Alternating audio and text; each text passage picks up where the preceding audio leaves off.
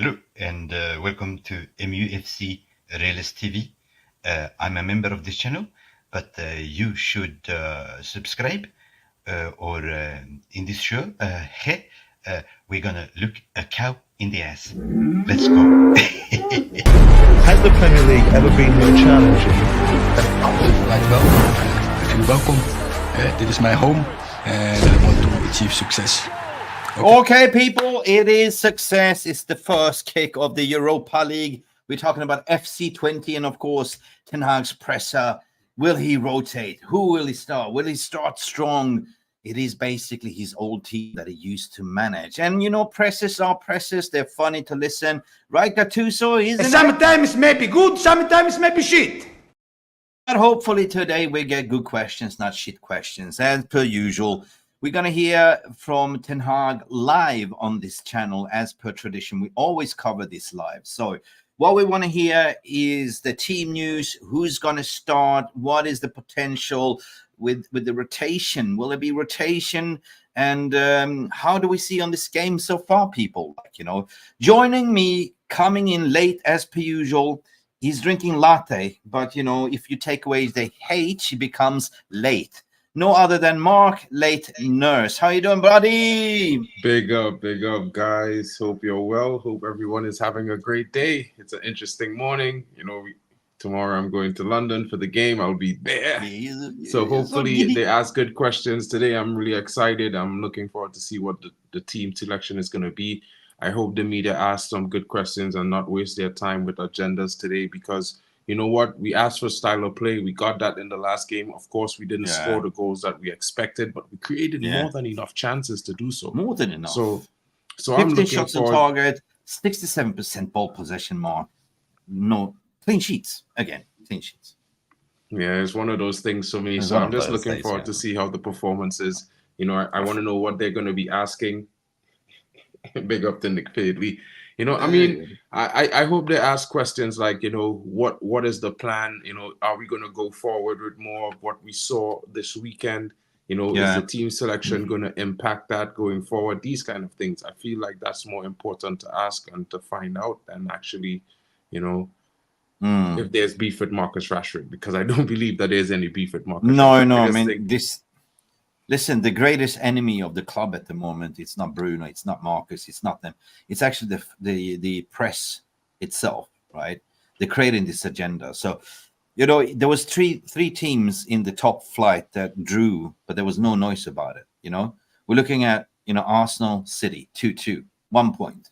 Brighton drew as well, 1 point. United, 0-0, drew point. But United should have won that game easily with 3-4-0, right? It was kind of one of these games when the ball didn't fucking want to go into the net. That's it. And Dean Henderson had, like, you know, the game of his life. Of course, it has to be against his old club as well. Yeah, so it is what it is, man. But the style of play, what is it? Identity. I mean, we want high possession-based football. We got 67% possession. We didn't concede shots. We had a clean sheet. But again, we didn't convert the shots, so of course we can learn from the positives to this game. We must. It's one of those imperative things that we must do. I think that, you know, it's good performance we saw this weekend. You know, we saw good control in the game. We saw lots of creation, a solid back line. We want to see more of that going forward. But we really need to solve the clinicality problem up front. Now, that's a two-pronged situation. You know, the only thing the manager could do is try to rotate the front line to see which one works. But after that, it becomes the players' responsibility to start scoring the goals because they be getting opportunities. And if it's one thing that they're not getting the opportunities created for them, but when they're getting them, it's on them now to put it in the back of the net. Yeah, but at the end of the day, it's not the manager's fault. It's the players that didn't convert it. And it's the law of physics. Sometimes it's with you, sometimes it's not. It's marginal, right? So let's take a Garnacho.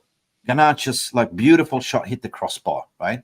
And Bruno on the return, also the crossbar. So that's marginals, right? A little bit lower, a little bit less wind trajectory, the ball would have gone in, you know? And also that tiki-taka two-way Xerxes to Bruno, and Bruno, instead of smashing it, he goes with the outside of his boot, just slides next to the right of the goalpost. So this is kind of what I call law of physics, right? Newton's law. 100%. I mean, it is what it is. Yes, you know, with our game, with some of those moments, it's like, what you could do, you know. FC Twente, though. FC Twente, what do we know? Erik ten Hag used to manage them. Eredivisie team, right? What I can tell you is that they're coming back up. They're coming off a decent vein of form in the last few games. They're, you know, one of their young talents has been scoring quite a bit of goals in the last couple of performances. You know, they came off the back of a 5-0 win right now, currently. So it's going to be interesting. That's exactly what is going to be the majority of the case, because it's going to be interesting to see what they do in the game. You know, FC Twente is not a bad team. Ten Hag would know a lot about them because he was there at the beginning of his career. You know, they would know a bit about them as well. But I think that, you know, United are the team with the firepower that should get the job done. Because do you think, I mean, you're going to be there live at the game. What do you expect? Do you see a high-scoring game like we had in the, you know, Carabao Cup, you know, Barnsley? Is that kind of thing what you do expect? Because you're paying good money to fly over and to watch the game and, you know, have the overall experience. Well, I expect the team to perform well. You know, I expect them to create the same amount of chances, if not more, than they created against Southampton and this recent game against Crystal Palace. I expect them to come out and perform the same way. You know, at least 70 minutes of control of the game, and you know, within those chances, score some of those goals. You know, take your chances and take it early. Take it early. And the funny thing for me is that, you know, I feel like they might just do that. We might just see a big scoreline tonight. So it's one of those. We will see how it goes. We see. Do you expect United to go far deep into Europa League, or do you don't want to jinx it? Do you think they have a chance to winning it? I do think. What do you mean, United or FC Twente? Oh, you talking about the no, Europa United? League the Europa League. Europa League. Yes. I think we definitely have a chance to win the Europa League. I mean, if you look at the competition in the cup, there's no one that you can say is better than United. You know what I mean? There's teams comparable. There's teams on the same level, but no one is actually better than us. So with that regard, we should actually be top contenders to win. Now there's going to be difficult games, and it's how we get through them, and that's on the players, because, you know, like, if you watch their last few performances, you could see there's confidence. You could see that they're trying. You know, they just need to get it all connected. And I think once we start scoring goals consistently in games, it's going to be like a floodgate. We're going to keep scoring because... Yeah, I think so too. I'm with you on that point, because I've seen it. Like, I've seen the roadmap, and I've seen that we are clicking into gear. Definitely. Like, you know, defensively rock solid. Like, you know, keeping clean sheets is amazing. That was the problem last season. We were leaking too many goals, and the gaping hole in the midfield was too wide open. Now that's shut. Now it's just like, you know, the goal scoring, right? We do have people that can score goals, 100% we do. And another thing that I want to add on to that tally is that Ten Hag, United, cup competitions, they're really good. You know, just take a look at the FA Cup. Nobody everyone ruled us out. You're going to be bad against City, right? But it's cup competition, yeah? Anything can happen. So I do expect us to go far, but I'm not going to jinx it anyway. We're not going to jinx the VAR room. Everyone that is tuning in, please do not forget to like and subscribe. You're tuning into Mark's channel as well. If you're watching in Mark's channels, smash that little thumb, because we're going to cover Ten Hag's presser that is coming up live your way in about 5-6 minutes. Jim Watkins in the house. Hi, Mark, and the chat. Big up, Mark. Mick, how you doing? well. We have Kenny Fan TV saying, what about the league? We need also to focus on the league as well. Well, we are not playing the league, Kenny. We are playing...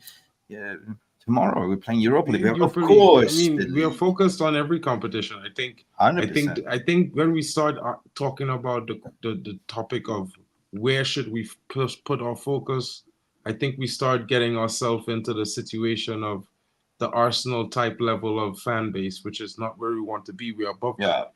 You know what I mean? There's no need for us to focus on anything. We need to fight on all fronts. We are united. Bro, I'm gonna smell a little bit of my coffee here. And I'm going to get my endorphins up. And I'm going to tell you one thing, Mark. We will smash FC Twente tomorrow. That will give us massive confidence, and then we have Spurs at home on Sunday. So we're going to roast some Spurs on Sunday. What do you reckon? That is the focus, game by game. Game by game, one game at a time. Every competition, every team we face, we want to win. And I think that's the one thing that we've heard the manager say every single time since he got here. He wants to win every game. He wants to win every competition. And that, I think, is the basis level for any Manchester United fan, standards or manager. There's no focusing on one thing. There's winning everything. On everything. 100%. You know what I mean? Yeah, you see, Amir is coming in here. Vic Fikri is saying, I don't know who needs to hear this, but Manchester United is the best team in the world. Jolly Mamin coming in, Spurs, Porto, Roma, Lazio, Frankfurt will be really hard to defeat. I don't think so. Game by game is what we say. The problem is they might be, but will they be there is the problem. That's the question. Will they be We will there? be there. We will be there. That's what's more important. Once we're there, we can face the opposition at any point in time. Yeah. That's my win, lose, that's draw. my thoughts. Mark. Win, lose, draw. We're always there, right? Pressing Once record. we're there, we're always there, bro. I mean, I can't go anywhere with this. You're branded. You're branded already. Yeah. So listen, road to Europa. What Amaris is saying. Nick Foley, Mark, be realistic this time, man. And a lot of comments. Good news. We'll find out what the good news is. Sandra Myers is in the house to say, "Hey guys, how are things?" Well, things are good. Pretty happy, to be fair. You know what I mean? Well, for me, you know, in that regard, I'm coming to the game tomorrow, so I'm really happy. You must be stoked, man. Right? Yeah, really? Definitely stoked. It's gonna be an interesting encounter. I wish I could be there. Irfan is back to say, back in Wonderland. Big up, guys. Big up to you, Irfan, as well. May I join the chat? Of course, you can join the chat. 100%. Anyone can join the chat. We have Nick Fadley to say, it's unacceptable if Man United don't win against a club that cannot even spell 20 correctly. Well, how do you know they're not spelling 20 correctly, bro? What is 10 plus 10? Mark? 10 plus 10, 20. Yeah. What's the name of our manager? Ten Hag. 10? And we're playing 20 tomorrow, so we have 10-20. 10-20. I mean, it's possible. It's one of those things, but at the same time, I feel like with FC Twente, it's one of those games where we're gonna have to definitely have some. Well, when I say don't fear them, but make sure not to overlook the possibility that they because they're a team in some good form right now, and they might be a lower level league, but I certainly think that players are up for it. They are ready for revenge because they didn't score. So we're playing at Old Trafford under the floodlights. It's going to be electric. If you don't rock up for FC 2010 is going to be pissed off. Sandra Myers is in the house as well. Manchester is red forever. Where East Coast, where Mid Coast at? Well, and then we have Sandra Myers saying might be a tough game against 20. Well, I hope 10 has a plan for 20. You know what I mean? If you know, you know. Hopefully we scored 20 against 20. Yes, hopefully. 5-0, Roddy. I didn't say that. I'm not going to jinx it, Roddy. There is something called footballing gods that I religiously believe in, man. So if you go 5-0, that's down to you, my friend. But big up for you as well. Irfan is saying as well, win, lose, it's a privilege to watch Man United play. It's always a privilege. Always. That's why I'm looking forward for the whole of the week. You ask me, what do you look forward for the week? To watch Man United play twice this week. Well, that is escapism, right? It's the most entertaining thing on television for me. Yeah. Sandra Myers is also contemplating to say we are looking scary. ST, the moment we have to be patient. At the moment, we have to be patient. Yeah, 100%. 100%. I mean, this season is long, people, right? You can't look at the Premier League and judge it as of yet, right? We always start slow and then we pick up points, right? And I believe rivals are also going to pick up points at the end of the day. Listen, manager's presser is about to start, and guys, I'm just going to put this on mute for now because of this commercial and stuff. And one thing we don't want to be is done by copywriting, but we can certainly bring you the live presser coming. So keep your comments in there. Get involved in the VR room as well. And don't forget to mark what to do. Smash those likes and subscribe, people. It definitely helps the channel grow. And as you know, your boys on the road to 10K. Let's get there, but we have to get to 1K to 2K first, and then we have to get Mick Ruby and MUFC Realist TV to 50K, guys. We need to get and then we have to donate a little bit. Now we have the managers press conference coming up here. Welcome. Audio. Yeah, I can't hear it. Really? Wow. I gotta add it again. It's a question in Dutch here.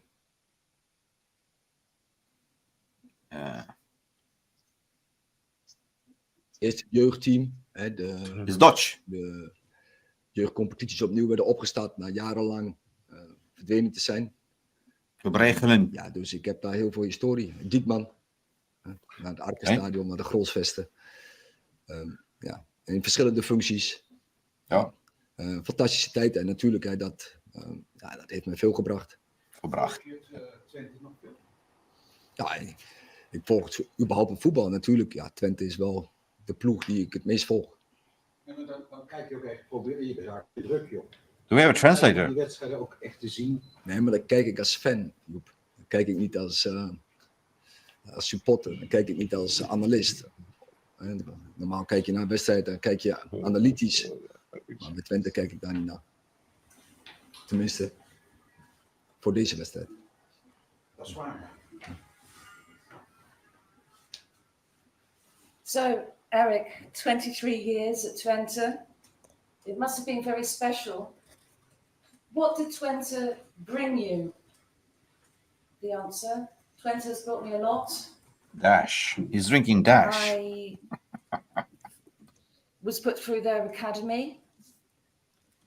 I was part of the generation of the first youth team when the youth competition was started up again after many years. So for me, there's a great deal of history there. The Diekman Stadium, the next stadium, and now the Grolsvesten. The next question was, do you follow Twente? Do you watch them? Do you watch their games? The answer, of all the teams, Twente is the team that I follow the most. Mm-hmm. Question, but do you have time to do that? Answer, I watch them as a fan, as a supporter, not as an analyst. It's a different way of watching their games. Mm-hmm. Erik, goed te zien. Niet alleen voor jou natuurlijk een speciale wedstrijd, ook voor je assistent, voor René Hag ook. Wat zijn jullie eigenlijk tegen elkaar toen die loting bekend werd? Ja, die kans zat er natuurlijk wel in de nieuwe opzet van de Europa League. Maar er zijn denk ik heel veel dwarsverbanden tussen Manchester United nu en FC Twente. Dat geldt natuurlijk in de eerste plaats voor René en voor mij, maar ook voor Ruud. Daarbij heb ik ook met een aantal spelers van FC Twente heb ik meegewerkt bij Ajax. Dus ja, er zijn nogal wat verbanden. Vind je het eigenlijk wel leuk tegen Twente te spelen? Ja, het is wat het is, maar ik had liever een andere ploeg geloot. En dan moet je je liefde pijn gaan doen. Ja. Nou is het een beetje een confronterende week geweest, afgelopen week voor het Nederlandse voetbal in de Champions League natuurlijk. Welke verwachting heb jij wat betreft het krachtsverschil in de Europa League? Ja, dat is moeilijk te zeggen, maar het is duidelijk. Ik denk het Nederlandse voetbal heeft denk ik vanaf 2018, 2019 hebben een opmars gehad. We hebben heel veel punten vergaat met Ajax, met AZ, met Feyenoord, PSV vorig jaar ook. Nu lijkt het op. En dan door het succes wat je hebt gehad, en dan speel je sterkere competities. En dan lijkt het op dat het nu de andere richting in gaat. En ja, dat proces zal het Nederlandse voetbal moeten zien te stoppen. Denk je dat iets is wat, zijn we in die zin misschien een beetje verwend geweest? Of denk je dat dat nog wel haalbaar is? Nou, ik heb altijd gezegd dat voor een Nederlandse club is niet zo makkelijk om ver in Europa te geraken. En er waren een aantal teams. Ik denk vooral Ajax. Ik zeg Feyenoord ook de laatste jaren heel veel punten hebben vergaat. En heel ver zijn gekomen in Europa.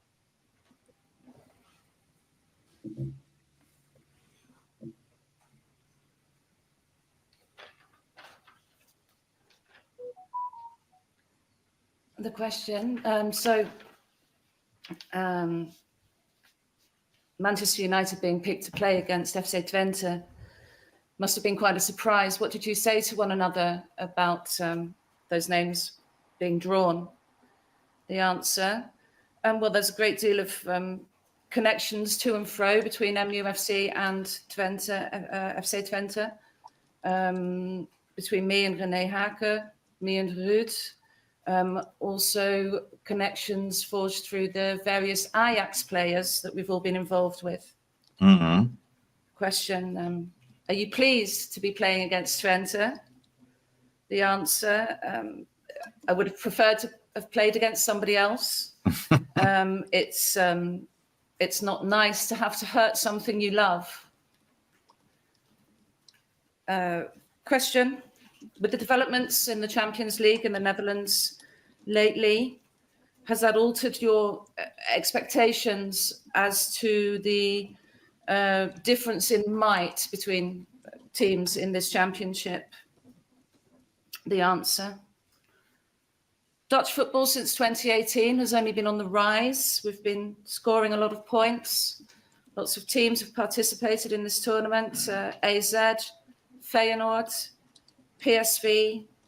But the more success Dutch football has in this arena, the more likely that it may have to start going in the other direction. So the next follow-on question is, have we been spoiled by Dutch football? The answer, it's not always easy for Dutch teams to get very far in a European tournament. But notwithstanding, a lot of our teams, such as Ajax, Feyenoord, have gained a great deal of points and have come far in this competition. Erik, als je zo lang al met FC Twente verbonden bent, dan heb je natuurlijk al heel veel Europese wedstrijden van Twente meegemaakt. Wat zijn voor jou nou wedstrijden die eruit springen als supporter, als speler, als assistent-trainer? Dat je er mooie herinneringen moet ophalen. Kun je dan iets noemen? Een van herinneringen die mij lang is bijgebleven, dat was de wedstrijd FC Twente Ipswich Town. En Twente spelend in Engeland. En daar echt een geweldige wedstrijd speelde. En het voorbeeld was van positiespel. Volgens mij hadden ze over 1 minuut of zo hadden ze de bal. De ballen, ja. In bezit. En lieten ze Ipswich lopen. Middenveld met Frans Thijssen, Arnold Muren. Hier ook niet onbekend. En Kik van der Val. En dat was een geweldige FC Twente. Dat was denk ik midden jaren 70. En wedstrijden die er zelf bij zijn gebleven. De wedstrijd die wij ooit uit hebben gespeeld tegen Olympique Marseille. Met FC Twente. Toen ik als assistent-trainer daarbij betrokken was. Dat is ook een beeld wat in de herinnering blijft. Wat een geweldige wedstrijd was tegen een geweldig team. Bij Ipswich, heb je dat vanaf de televisie gezien? Nee, ik heb vanaf televisie gezien. Volgens mij heeft de BBC daar ooit zelfs een filmpje van gemaakt. Van die wedstrijd bedoel je? Ja, van die wedstrijd. Ja, van het positiespel van FC Twente destijds. Mm-hmm. Mooie jeugdherinnering. Dat is jeugdherinneringen. Ja. So, Eric, with your long involvement with FC Twente, you must have seen a lot of their games as a player, a coach, and a fan. What memories do you specifically have of any particular games that FC Twente played in the past? The answer, one particularly memorable game that FC Twente played was away at Ipswich Town. It was a very fine example of a position game where we had, where Twente had possession of the ball a great deal. Some of the players in that team were Frans Thijssen, Arnold Muren, Kit van der Val. I think it was sometime in the mid-70s. Wow. And then another spectacular away game for FC Twente that I remember as an assistant trainer was playing against Olympique Marseille. And then the question was, did you attend the Ipswich away game? To which the answer was no. I saw it on TV. I think the BBC actually did a special feature on it because it was such a good example of position play. Okay, we'll now move on to English questions. Yes, when they're going to talk about the team news. Hi, Eric. We're obviously going to see training a little later, but is there anyone going to be back available? Finally. No, not no difference to the squad from last Saturday against Palace. With Luke Shaw, when are you expecting him to be back available? Are you expecting him back before the international break? I think it's probably, but I can't say this for 100% sure. Is that back in training or back available for matches? The plan is just be back before, but as I say, I can't say this for 100% for sure. That can be also short after the break. And all cup competitions are important, but given the increased competition for a top 4 place in the Premier League and the fact there's a Champions League place for the winners of this competition, does that place extra significance on this tournament for you and for the club as a whole in terms of trying your best to win it? Yes, I think so, and it's an opportunity, and there are more roads to achieve the targets you want, and this is definitely also a road. Yes, of course, it's the most difficult probably, because in a tournament of 32, you have to be the best. But it's a target, and it's a road we want to go. So would you say winning this tournament is harder than getting a top 4 place in the Premier League? That's because in the end you get knockout stage. But I think it's don't look too far ahead from game to game. Let's first do Twente. But as you know, we want to win all the competitions we are taking part in, and this is one of them. But you have to go game by game, and let's first focus on the first game. Hi, Eric. I know the format's in its infancy, but you could finish 24th in this league format and still be in the competition. There are more games. Rodri complained about it last week. Are you a fan of the new format, or do you think it's becoming too much for the players? I think there are two things you address here. First of all, the format, and the format. I think we have to take this experience and then judge. But one thing is for sure. I think every match is significant, and probably every goal is significant. And first you get also a split after January, where the first 8 teams they qualify, and that can help you in February to continue. But when you're on the first 24, you can win this competition, and so there's always an option to win it. And then the other question, the second part of it, but we discussed it so many times. There is injuries. There are too many games. It's clear. Too many Too many. competitions for the top players. They are overloaded, and this is not good for football. In the end of the day, it's maybe good for commercial, but it's good for commercial. Exactly. There is a limit, and players getting injured. It's almost I agree. unavoidable. The players getting injured. Exactly what I was thinking, Mark. So many games. Just on that, does that overload of games and the amount of games that you're going to have to play affect the way that you pick teams, particularly for a game in the Europa League tomorrow, and particularly because of what happened with the injuries last year? Because obviously the injuries just decimated your squad last year and it affected your form. Are you going to be more cautious in the way that you pick teams? Good question. For these games in all these competitions? But in all the games, I did this on Saturday. Yeah, good answer. But is that going to have to be the case going forward though as well? We need a squad with more than 11 to line up. We need more players, and then from game to game, we will pick a team. So, but you can't address it. This is the best 11 in this moment, and we will see. And of course, form is part of it. Tactic, of course, is also part of it. But definitely, the management of the load of the players is definitely part of it. Hi, Eric. So far, you've got a goal difference of 0, but you scored 5 goals, so obviously allowed 5 in. I think you had minus goal difference last season. Are you concerned? I know you were without Rasmus Højlund, for example, but he was available last season and you didn't do particularly well. So are you concerned your attacks will be toothless again this season? Again, are you concerned your attacks going to fail again this season, not scoring enough goals? Concern, we create a lot of chances in the first games of the season. Last week we scored 7 against Barnsley, so we are capable of scoring many goals. But it's a part of the game. We have to be better there. We have to improve. We have to kill more in the box. With your players, your attackers, is it a mental feeling? Because obviously talented enough, technically to be here, but is it just a sort of mental focus for them to score more? Maybe. I think there are different aspects on this, and most important is that you create chances, and that is what we're doing in this moment. We create a lot of good moments. We are very creative, and we have many opportunities to score goals, and we have to keep this process going. And then, of course, finishing we have to work on. Eric, just on the games and the loading, how can you as a club change that? Because it seems like this kind of stuff gets made by the authorities and you have to go along with it. Would you have to consider, I mean, Rodri spoke about going on strike potentially as players.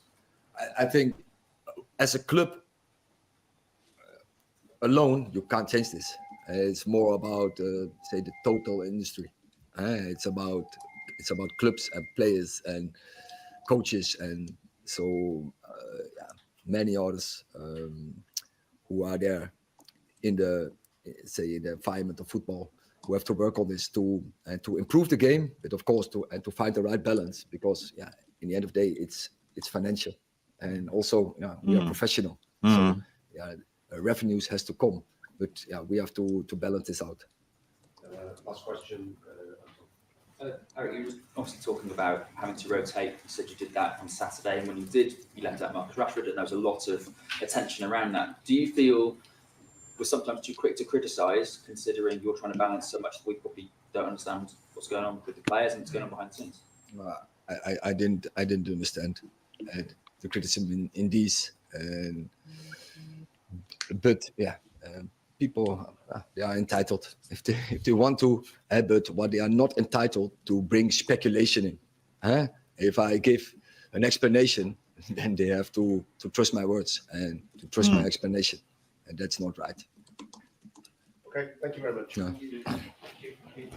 Well, that's the end of that press conference, Mark. And bro, you were typing like never before. I saw the smoke coming out from your keyboard.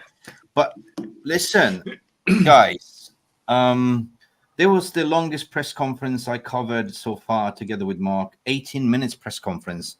Due to we started off with Dutch with translation, but it was good questions. I think it was memorabilia in the beginning, like Ten Hag against his old club, that he spent 20 years, that he said, like, it's going to hurt. I didn't like to be drawn to them because I'm a fan. I watched them as a fan, not as an analytic and XYZ. And they spoke about the history of Dutch football and Feyenoord and Ajax and all that stuff. But I like those questions that came after, Mark, because I've been very vocal about this. Football has become too commercial over players' welfare, right? So I think there was a lot of questions regarding this, the new formation, how about injuries, how about rotation? And the key of our thumbnail today was, will he rotate? And he said pretty much, I've already started doing that because I'm being precautious. Look, last season compared to this season, Mark. I mean, what was your takeaway of this? Was it a good press conference? Was it good answers? Well, it's one thing, Mick, you have to look at it from two perspectives, right? Like, as a football fan, of course, you want to see more football. Of course, you want to see great games, of course, as well. But when you think about it, these guys are humans just like you and I. Of course, they do a different kind of job. They probably get paid 10 times or 100 times more than most of us daily for what they do. But they put their bodies through an extreme situation for a long period of time. And they need to get rest. And this is why I keep saying to everyone, why are we so focused on a starting 11 when, we should have a squad? And anyone who comes in should be able to impact and perform. Because at the end of the day, we need to relieve these guys. And as much as I like to see a lot of football, I think I'm starting to think that we're taking advantage of the players because, yeah, it's true they get paid a lot of money, but the people who run these things, they make 10 times or 100 times more of that money off of these games and the tournaments. They do. We I mean, definitely need to understand it's either like, okay, for me with the international football, I think maybe the national countries should try to use more of their national pool of players available. That way you can rotate the players who actually go on international duty as well, as a way to kind of relieve the load on some of the key starters. You know what I mean? Try to win games going in the early stages of the tournaments with other players who are just as skilled in just as top teams around other leagues. Give them a chance to play international football. It would probably even, give them more notoriety, might even draw more fans to watching that football league as well. There's lots of things that could be done, but it has to be done collectively as one club. Manchester United might be one of the biggest clubs in the world, but we can't affect the change by ourselves. We try, we certainly try. I mean, look, no. We're doing a press conference in Dutch, you know what I mean? And we're facing a small Dutch team from Holland. So we always try to facilitate and keep that fair play and always try to highlight the issues. We have the foundations and all these things. But yeah, we have to look after these players because at the end of the day, they're not robots. They're not robots. And I think he mentioned everything that you said. He said it so well as well. Like, we as a club cannot do it ourselves, right? And he expressed his concern that this is commercial and there's nothing we can do about it. So it's all about TV rights. It's all earning as much as money. But clubs earn a lot of money by just being in Europa League, Champions League, and all cup competitions. But TV rights is massive, right? But I'm very critical in terms of players' welfare. It's like, so that's what he said. Like, I'm ready for it. Come January, I have to just make sure that we are rotating and keeping the players fresh, So that is the progress that we've seen from last season, because he also said it's not about 11 players. It's a full fit squad as well. Like, you got to look at, and that's why we're kind of assembling two squads at the end of the day, I think. Yeah, I mean, it's one of those things. It's like, we need to figure out a way to balance the situation, honestly, because you know what I mean? You want to see good football. Good football comes with players being fit, being healthy, not being overly exhausted. Maybe we have to enlarge these squads. Maybe we have to revisit the extra time, the way we add on extra time, because I feel like really and truly, Mick, like I feel like we're starting to add way too much extra time to games, 10, 15, 20 minutes extra time. Yeah. That's a little bit too much, bro. I feel like unless it have a major incident, extra time shouldn't be more than 5-6 minutes max per half. You know what I mean? Maximum you're playing 10 minutes total. Is it fair to say that it's more catering towards the overall experience, longer games, more games, but do they ever stop and think about, like, the play unions and, injuries? They do play a part, because that can sort of make and break your season. Going back to the English questions, though, they started off to say, what about Luke Shaw? And Luke Shaw, he said it's pretty much the same team as what we saw last time. Everyone is available except Luke Shaw. They were drilling down the question, Luke Shaw. But he feels like Ten Hag doesn't really want to take the chances or risk like he did last season. So he's going to slowly integrate him, right? Especially with Luke Shaw, man. That guy blamed Manchester United for his injury after he came back from Euros for England. So really? I think Ten Hag is giving him a slight side eye with that, because you remember, like, he didn't play for Manchester United most of the season. He was finally fit coming to the end. Then he went to play for England. He never played until the final. And then he came back. He had one training session, and then he was injured, and he was in the paper saying, they didn't manage me well. They didn't, take care of me. Absolutely. Whatever.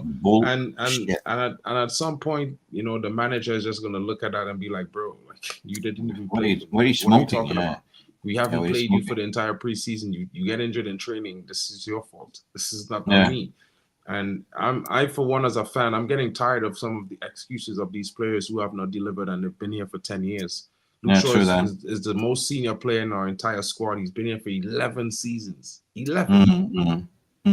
What about the question? What about the question when they say that the claim that Europa League is harder than Premier League? Because he said it's the knockout stages and. Well, actually, they were asking if it was harder to win to get top 4 in the Prem than winning the Europa League. And I mean, it's give and take. There's no do-overs, you know what I mean, in some situation. And the way the new format is, you don't really play teams 2 times until you get to the knockout, and that's when they're home and away. But before that, you play 1 game. So it's 1 game, 8 different teams, and you know, you got to change it. You got to adjust 8 different ways to combat these 8 different teams. So if it could be tricky situation lining up, you know, you also have the Premier League around the same time, and you have to kind of manage both as well. And that's going to be the you have trick to there. manage the squad 100%. Now there was also a journalist that used toothless regarding us finishing the dinner, and then he had to rephrase it because Ten Hag said, "What? I didn't hear you." So he didn't use the toothless and said, "Why are you not finishing the strikes?" But instantly in that moment, I was thinking there's so many explanations for not finishing a goal, right? It could be aerodynamics, it could be the wrong angle, it can be just a wind, it can be like anything, because I used to play as a striker as well. So you miss chances. Sometimes you get 7 chances, you score 1, right? So that's football, baby. Like, you know, so there's never an explanation why you're not scoring goals, right? Even if you're creating like 15 chances in a match. I mean, you know, it's not rocket science, you know what I mean? It's not a computer program. There's not always an explanation and definition and, you know, this detailed situation on why. The why, bro, literally in a moment, you could be kicking the ball in the best possible posture ever, and just suddenly in that one moment, your foot slipped. And everything is undone because, you know what, the ball going over bars. Yeah. I mean, for me, it's a difficult responsibility playing as a striker, to be fair. It's something I never wanted to do as a young man. Yeah, but I've just gone back to the pressure of the young lad. Yeah, it's a lot of pressure. And a lot of fans, I think they need to understand that, you know, looking at the forward line that we have, you know, is a young attacking lineup. And the only senior player there is Marcus Rashford. You can't really say to these young men, you have to be that guy. Just go back in memory lane, guys. Everyone in the VR, and please do not forget to smash the like or whatever channel on platform. Just go back in memory lane. I'm just going to refresh everyone's memory. We signed young Rasmus Højlund, who single-handedly carried the burden of scoring goals, right? It took him 3 months almost till he scored his first goal at United. But when he scored it, did you remember his reaction, his relief? It wasn't 3 months though, Mick. He scored in the Champions League in the first game. It was Premier League. It took in 3 the months Premier to League. score. Yeah. So, but you get my drift. You get my point. Yeah, I get it. So when he scored, the relief it was just like and then he started to score. Same thing happened to Rashford. Like, you know, for a very long period of time, he was not really performing. He was making it very difficult instead of keeping it simple. And all of a sudden, he looks fresher. He looks sharper. He's been taking instructions from Ruud van Nistelrooy, and he started to score goals, right? So it's all about confidence. Like a striker needs to have confidence. And it comes down to Xerxes. Somebody said here in the comment as well, I'm just going to look back where that Xerxes comment went. Somebody makes, Yorkshire Cowboy saying, Xerxes is a decent link-up play, but never signed as a striker. So that is exactly what I see it as well. Nobody else across Europe could see it either, but Erik ten Hag bought him in anyway. Because, okay, I've spoken so much about Xerxes. I've done videos about Xerxes. And Xerxes himself said in an interview that I'm not a striker, I'm a 9.5, right? So he's the guy that's part of the build-up, right? Linking up the play, linking up others, and selfishly, when he gets an opportunity, he arrives late in the box and scores, right? But having such a player like Xerxes can benefit a lot. And we saw it last game when we subbed Xerxes off. The whole attack just collapsed, right? People don't understand that a striker sometimes is there to facilitate, not always to score, right? So it doesn't really matter who scores as long as we score, right? So Martial used to be that player as well, like play with the back against the goal and selfishly. True, but you know, for me, okay, I get that type of striker, but that is not a striker for me. I mean, I be so honest, like I don't believe in those kind of strikers. For me, they're okay, they're good players and all that, but I need a striker who's a prolific goal scorer. At the end of the day, goals win games, not linking up with the rest of the team, scoring the goals. Yeah, but then that is somebody who's going to Sweden. take the responsibility to take that strike. It's just funny for me because a lot of the guys got into the box in that game and they dribbled or passed. Kobe was dribbling every chance he got in the box rather than taking a shot. He took one shot all game and he had 4 chances in the box where he dribbled, passed a player and passed the ball. Why not take a shot? Now, a lot of people just talk about XG rated shots. Bro, I never start watching football because people scoring tap-ins. I start watching football because people scoring screamers. You know what I mean? And at the end of the day, I like the fact that Joshua Zirkzee could link up well. Definitely, it makes us have the ability to change things in a different type of way. You know, that will be good. He will develop. I think he will become a more prolific goal scorer with time. Remember when he scored on his debut, and everyone, how the hell did he score that goal? Because it looked like a deflection, but it was a good goal. It's a good flick on, and to me, it's like with have different types of strikers. You know, like for me, I would say he's a forward more than he's a striker. Because a striker for me is a guy who like a Haaland strike. Yeah. I don't even think Haaland is a striker because he's not a prolific goal scorer. He needs someone to provide him with a chance to tap the ball in the end. But if you talk about a prolific goal scorer, you're talking about guys like, you know, like Aguero and Mbappe and these kind of strikers, because they could take on their man one-on-one. Haaland can't dribble anyone. You know what I mean? True then. You know what I mean? So at the end of the day, it have a definition of a striker and then it have forwards. You know, so I feel like he's a top forward. He will be top for Manchester United. Good point. With his performances. You speak sense. That is a good point because it's too early to even judge the kid, right? You know, he's still young. Same with Højlund as well.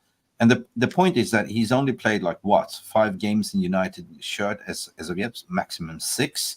It will take you some time. And breaking news, what Irfan saying, Milan was told that they made a mistake not buying Xerxes. So who is everyone in Europe you're referring to? So listen, bro, I would like us to see, and I've been singing from that hymn sheet, right? Because for me, the prolific goal scorer, the role is always going to be Rasmus Højlund. He's still developing. But him and Xerxes together with the back 3, I mean, I'm talking about 3-5-2, right? That's what I think that Ten Hag eventually wants to do, like a partnership like Yorkie and Cole used to be, right? If you remember, if you're old enough, you remember. But in this situation, I see more of Højlund being more of the prolific goal scorer, the fox in the box kind of thing, and you know, Xerxes being the link up, like, you know, providing, you know. So we haven't seen much of it yet. We are starting to see patterns. Definitely, we've seen improvement. We're keeping clean sheets. So now we kind of solidified that midfield and the gaping hole and the defense. Now it's time to work on the attack, and that's where you have Ruud van Nistelrooy. True, you know, I mean, I think Van Nistelrooy came in to do a job to help with the strikers, maybe help giving advice and you know, giving insight, because experience is invaluable. Can they work together? It's something left to be seen. We haven't seen it. I mean, no, we haven't seen it. I don't think we will see it soon. You know, there might be 1 or 2 odd games where you might see them on the pitch at the same time. You know, but to go from currently where we are right now to a 2-striker formation, I don't think that's going to happen this season. That might be next season or the season after. At first, we have to conquer one formation first. We have to get consistent at doing one thing good first. You know, I don't really think that we, you know, it's a weird one. It's a weird one because, you know, I know a lot of people want to go to that, you know, 2-striker formation, but United will never play a back 3, bro. That's the one thing we will never do at Man United. We've never done it before. I want to stick on that point, Mark, and I want to continue there because I feel that there's a topic that not a lot of people talk about, and that is formation of partnerships on the pitch, right? And understanding, right? You got to understand that these players, we recruited 7 players in, right?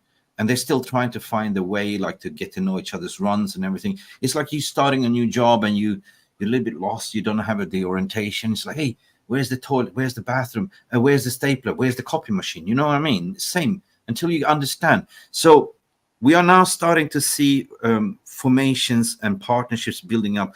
I'm talking about an exceptional right back that we recruited in terms of Mazraoui. already slotted in perfectly fine, developing a solid partnership, with De Ligt and with his winger Amad Diallo. You know what I mean? So, and we bought a new CDM in Ugarte as well. So he hasn't played a full 90 minutes. I think that's so important because I think we're seeing the partnership formulating in front of Onana, and Onana is doing fantastically well now. He's got confidence because he knows that De Ligt and Licha will protect him, right? True, but even that partnership could be in doubt come the end of the season because with Lenny Euro coming in, he could bench one of those guys. We can't say no. He could.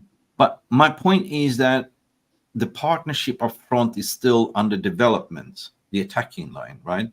We're seeing that in the last game, and I made a point that, both wingers, and we're talking about Ahmad and Garnacho, were playing very high up, pinning the fullbacks, like not letting them. So that was actually part of the investigation press, right? And running from behind, constantly runs. So I don't see we are there yet in the attack, but we can see patterns what they want to do. As soon as we formulate everything, like the defense is there, the midfield is there, just attack. It's the final tweak. That's the final tweak, and I think that United will actually be a killer machine. Yeah, well, there's a lot of it to have to be around. We're in a situation right now where it's quite interesting because United have all this opportunity. We have so many games this season with a squad that I would say much revamped, much stronger than last season. It might not look it right now, but I think this squad is much stronger than last season. And we have a lot of potential all over the place and a lot of unknown, especially in attack. Yeah.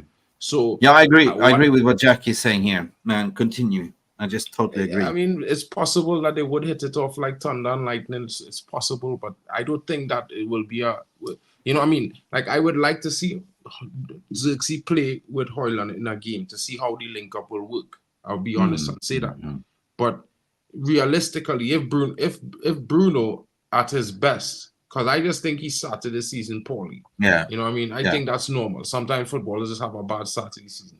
If Bruno at his best, there's no way Joshua Zirkzee could bench Bruno. True. So what are we going to do? Play Joshua Zirkzee ahead of Bruno at his best? That makes no sense. Okay, fine. But if the form continues the way it continues and, circumstantially he's not continuing to have bad games and Joshua Zirkzee is improving, then of course start Joshua Zirkzee, give Bruno some rest, let him reset. But it's all circumstantial and it's how depending on the performances going forward, I guess this will define who the core attackers will be going forward to the end of the season. Because I think we're still looking to find out who is the best upfront partnership in terms of attackers. That's kind of the core of what I want to say. We're still trying to figure out each other runs, how we're going to score. For me, it ain't matter who fucking scores as long as that ball goes in, right? And Sim saying Southampton, Barnsley, everyone was saying you can't only what's in front of you. Then we play Palace and what? Look, what do you mean by that? I just don't know. But anyway, and Yorkshire Cowboy is saying I can criticize a team that has supported for 40 years whenever I want. 100%. You know what? And that's the beauty of football. And that is so beautiful by being a fan, because you guys see it from this perspective.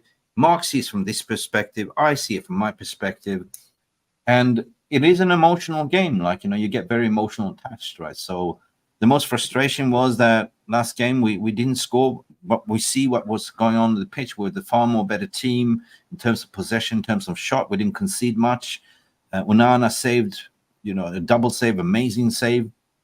But sometimes the ball just doesn't want to go in, and it's football, right? So it's the weirdest thing, Mick. Because in that situation, after you watch good performance and then no goals, you don't know who to blame.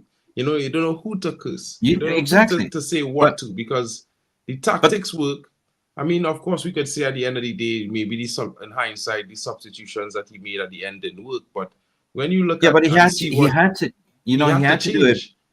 to do it because Oliver Glasner, Yeah, Glasner changed he went from 4-3-3 to 3-5-2, and then went to 5-4-1. Yeah, you know what I mean? And this was all to stop the tactics, because every time he changed, yeah, he was Ten shitting Hag's his tactics pants. slightly changed. So He was absolutely shitting his pants because we were peppering them. He didn't have an answer, so he went for a back five. And then Eric and I responded to say, okay, all right, I put in my other weapons in. Right? I put in Rashford, he's on form. I put in Højlund because he can potentially score. But it didn't work out. At the end of the day, it didn't work out. So my point is, and I always have a rational point here to say that, look, sometimes a 0-0 or a draw takes away the positive of a game. Like, I think that that last game was the best game of football I've seen. Even from a neutral perspective, I step aside from myself, and I said that was the most perfect game I've seen Ten Hag execute since, ever since he joined, kind of thing. Because everyone was on par, everyone was working for each other, everyone was pressing, defending. But the only thing that didn't work, that the ball didn't go in. If we had scored 1-0 or 2-0, it would be a total different reaction from the fan base. 100%. But if you dissect, if you watch it again, it was a perfect performance. Yeah, it's a difficult one. Perfect. It's a difficult one. I wouldn't say perfect, but I would say it's more of what we want to see. But we want to see it and have goals. You know what I mean? So I could totally understand Simpson being upset because, we played so well and couldn't score goals. Yeah, but that's the emotional part of you that comes out instead of being more rational. Just to take a step back and see, look at the overall game. Rewatch it again. Look at the patterns of play. Look at this. The one thing I will disagree with him is being so mad that we're in 11th place after 5 games. I mean, at which point, in what season did this point in the season really matter in terms of where? Yeah, but what if we come back? We will come back stronger and stronger. I'm a realist at the same point. Like, I'm saying, talk to me after 5 games. If we haven't made any progress in the points tally, then it's a totally different story, right? But it's not even, Ineos back Ten Hag, they said, he's our guy. The recruiting technical director said, we're going to set the identity of play. So it's collectively on everyone. It's not just on the manager, Just because a team doesn't score, it's not the manager's fault. It's actually the team on the pitch that didn't finish, right? So how can that be the manager's fault? I mean, it's you're always going to have the different opinions, and that is fine. That is football. No one sees the same thing. Like, I might disagree with Yorkshire, but he could be right. You know what I mean? He could be totally right. I might disagree. One thing I will strongly disagree with is being stressed out before 10, 15 games of the season is played. Yeah, because at no point in time you're truly, you're not just anyone's performance really, because we've always started slowly as a united team, in my honest opinion. Yeah, we have seasons where we won under Sir Alex. We started slowly. So. Okay, I'm gonna close that question off, but in a way, like, I'm just gonna use something else, because we came off the Barnsley 7-0 game with confidence. In the first 15 minutes, we went for the kill. We pressed the kill switch. We want to kill them off, and we kept dominating at home turf, right? Crystal Palace last season, we were battered with 0-4, right? And as a away team, it's almost impossible to dominate a team for 2 halves, right? So we lasted about 70 minutes until Glasner made the change. And Glasner, by the way, is a very, very progressive coach. He's not a pragmatic defensive coach. He parked the bus, bro. He parked the bus, bro. Literally parked the bus. Yeah. He went up in the ring against Conor McGregor, and we almost did for a tap out, and he didn't know what to do, right? Almost threw it in the towel, but he switched it up by parking the bus, just not to lose the game. I mean, I wouldn't. I think that you have to look at it from a perspective where what is your definition of the performance? Because look at it from my perspective, I think Crystal Palace could not handle the tactics we employed at no point in time and then they had to park the bus. And at that point in time, they made it very difficult for United. But at which point, most of our players were tired, so we made substitutions, and those players weren't able to make an impact. So that's not really our manager's fault. That actually, for me, is on the players. They need to perform. They need to deliver. At the end of the day, the manager not lacing up the boots to kick a ball. So, if he put you in every situation possibly to win the game, you got to win the game. And Yeah, the but the reality mentality is, is there. The mentality is there. He even said it in the course. presser right now we listen to. So, you know, we got to look at game by game, and win everything. The mentality is there. And the manager has still there into the players' minds as well. Guys. And they started to get the point there. Question from Flex. Question: if we lose back to back against Spurs and Villa, you think Ten Hag gets another game? I mean, yeah. First of all, you have to ask yourself this: is Ineos a professional entity, or are they there for jokes? Because if they went through 5-6 managers in interviews this summer, and Erik Ten Hag was the guy they stuck with, do you think they could sack him really and have face value for Manchester United fans and respectable face value anyway in football if they sack him before the Christmas? No, bro. Okay. No, bro. That don't sound. You know, Listen, I I'm mean, gonna say, like, for me, I just saying that, you know, we can't really judge this team until all the players who we bought at least played 3 to 5 consecutive games, and until that happen, you can't really judge this team. So, Mark, you know. I'm gonna pin something new. You can clip this. For years, we've been hearing "trust the process." Trust the process. I'm gonna switch it around and say "trust the progress." Yeah, trust the progress, bro. Like, everybody was sim, bro. We was talking about style of play all last season. You seen that style of play, and now you're talking about, you know, we're gonna say what, two wins, 2 losses, 1 draw, last 0 season, goal difference. Last season, Bro. the major topic was injuries, conceding too many shots, 15 different centre back pairings. Now and the gaping hole in the midfield. Now we fixed that. Now we're saying, what is the style of play? Well, it's actually a possession-based football, pressing high up and totally dominating ball, right? It's about having ball possession and, you know, and kill the game. Even Ten Hag said it in the press conference. Now, the only piece of the puzzle now, there's nothing else to talk about. It's finishing. The style of play. It's finished. Finishing. So it's all about, it's about finishing right now. And eventually, you can't play a whole season or game without even, you know, being able to finish. So eventually, I believe that we are going to find, you know, our finishing boots at the end of the day. So if everything else has been fixed, it's just the final piece of the jigsaw puzzle there to score goals. 100%. It's just, yo, guys, I know I might be, I know it's not about the manager for me, you know, but this squad, if you look at the squad that we just built, we just brought in 5 new players into the squad. And then it have players who were unfit last season. They need time. They need time to gain chemistry, to play each other. We haven't seen the best out of the squad just yet. You know, so I don't want to be talking about sacking a manager right when the squad now starting to find chemistry and rhythm.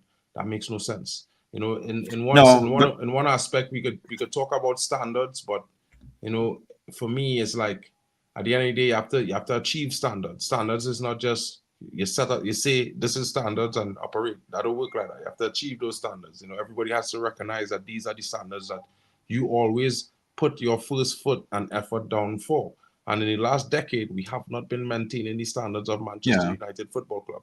So, but in a way, when you talk about standards, that means that everyone has to put in a shift in training and behave. And, you know, we spoke about the headache of who would start against, you know, Crystal Palace. Would it be a Rashford or would it be a Garnacho? He picked Garnacho, right?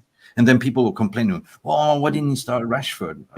Well, that is... You know, last season was why wasn't he dropping Rashford, Mick?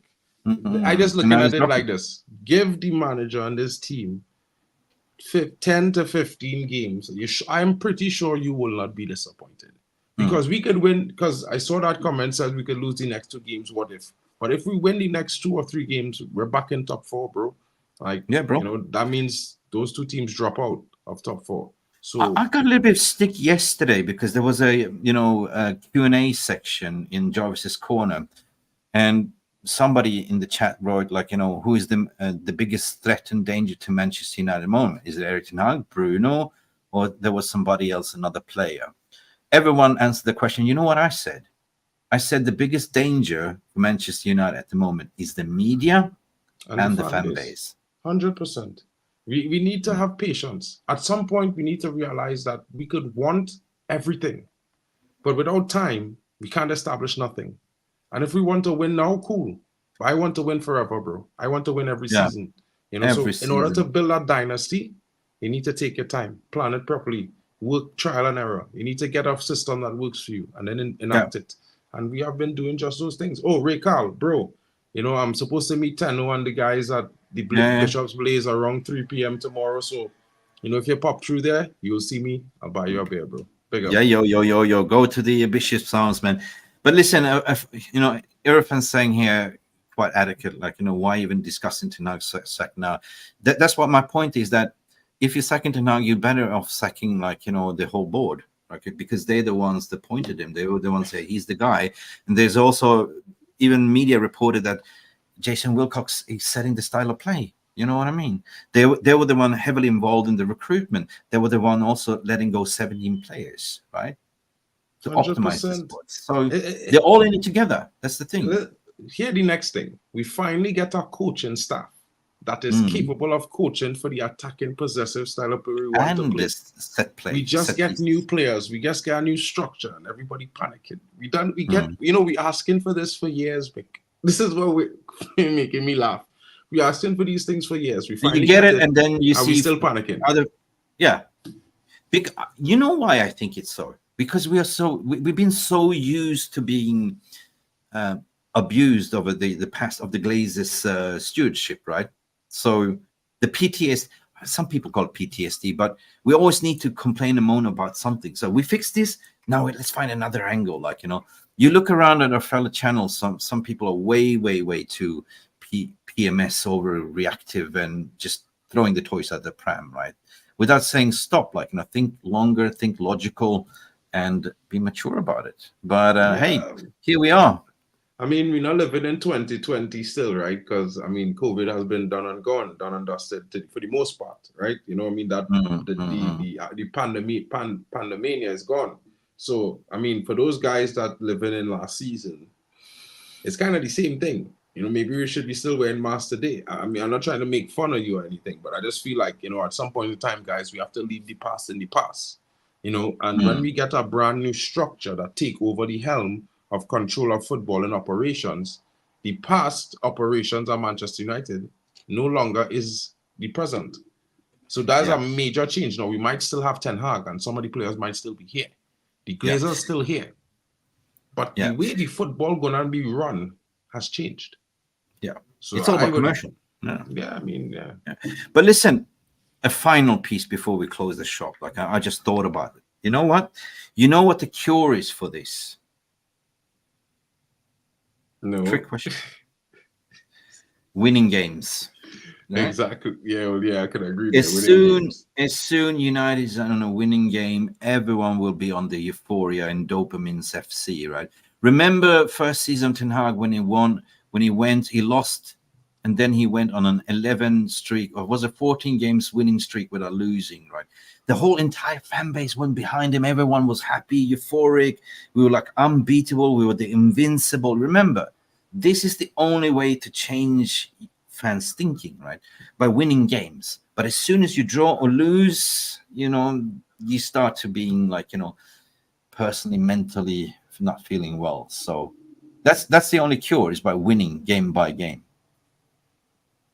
Yes? No? Yeah, I think so. I think that's the only thing gonna change things, you know, guys. So like the guys saying in the comments, you know, have your say, have your opinions. Definitely 100%. Criticize the manager, criticize the things you don't like that you see. But at the end of the day, have faith in Manchester United, because, you know, this structure for me, and I think everyone could agree that they've done good things, you know, so far. They've shown us that they're looking to do great things. They have ambition. And while some of you might not like the fact that they kept Ten Hag, some of us do, you know, at the end of the day, we could say 90% of the things they've done across the fan base, we could all agree on it. Yeah. And I think that's grounds for us to trust them. That's just me. Like Walt Moldemar is saying, it's kind of tickling a little bit my train of thought as well, because I think that majority of the Twitter fans, social media fans, expect us now to go and challenge and win the title and get up into X, Y, Z, right? But, you know, you look at a total new squad build that will challenge. I mean, the whole master plan is to be bringing back Manchester United to the top again, right? And that comes down to how we recruit, how we then go, and Vivell is going in to buy the best talent around the world, like, 16, 18 years old, and just fill them up, right? So, listen, I have no expectations this season other than finishing top 4 and go deep and potentially win Europa League and some cups, right? But that's progress. That's progress where we were sitting last season, and then we go on a trajectory from there, right? That is fair assessment, right? Yeah, it's fair assessment. You know what I mean? And it's just gonna be how we take it going forward from here. How we do things, how we construct things. I think it's definitely going to be interesting. Let's see how it goes. And yeah, big up. Mick, I do have to run. I have to get ready for class. Yeah, no problems. No problems. We're just going to want to thank everyone. Big up to all you guys in the chat. Big up to, hope you guys had a great time and it was an informative stream. Mick is back now. He's back in action. So I am back. But listen, guys, listen. You know this guy? Right, you know this guy, right? Whenever you say Ugarte, he comes up. But guys, just a final thought. Just trust the progress, right? Believe. If you're a Man United supporter, I understand you can be hurt, you can be everything, but it's not catastrophe. Catastrophe. You know what I mean? Catastrophe. So I got to let him down. Anyway, beautiful people, thank you so much. We are back in action. And Mark, we see you tomorrow in action from Old Trafford. Yeah, if you do a live like around 3-4 p.m. Yeah, of course you will be there outside the stadium. I can show you around. Yeah, sure. And bring Alien Tenno and everyone on. And so 100%. Yeah, Ray Carlos said he's gonna meet us there as well. So all the guys, if you're coming to the game, everyone. By the way, guys, I might end up with an extra ticket. You know what I mean? So guys, give it to me. I come straight away. Beam me up, Scotty. Yeah, beam me up, bro.